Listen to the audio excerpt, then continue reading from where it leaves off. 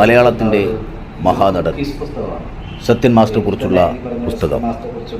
മലയാളത്തിൻ്റെ മറ്റൊരു മഹാനടൻ പത്മശ്രീ മധുസാറിൻ്റെ കരങ്ങളിൽ ഏൽപ്പിച്ച അപൂർവ നിമിഷം.